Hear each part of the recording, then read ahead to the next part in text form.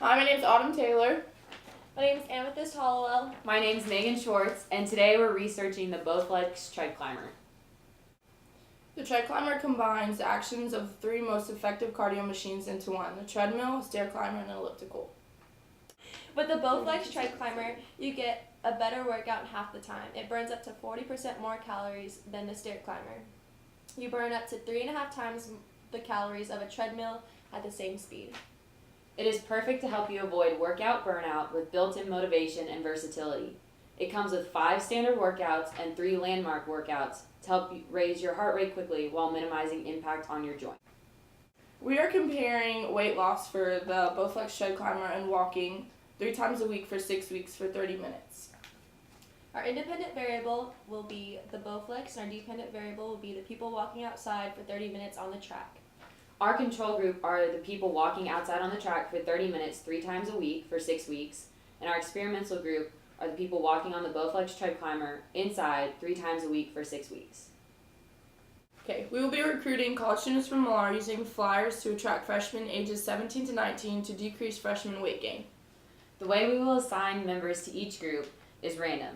Every other of each gender will be assigned to the control group, and there will be a total of 20 participants, 10 in each group. One confounding variable of our experiment will be our participants' dietary habits.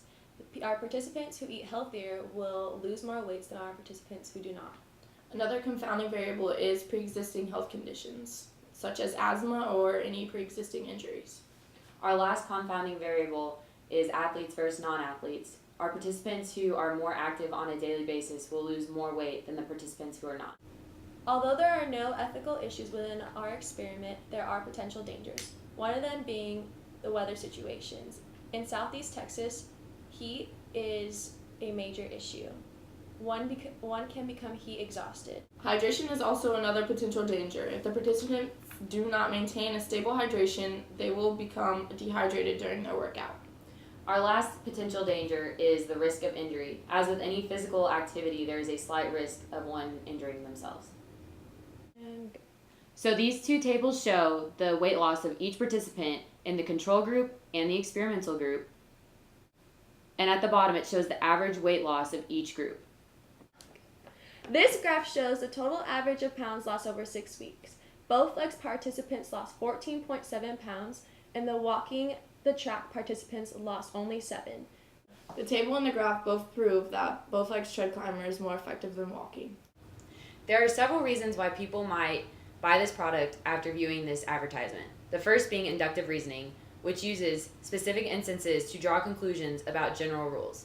So people might see this advertisement and see that there's several people that lose a significant amount of weight using the Bowflex Tread Climber and might conclude that they will also lose the exact same amount of weight.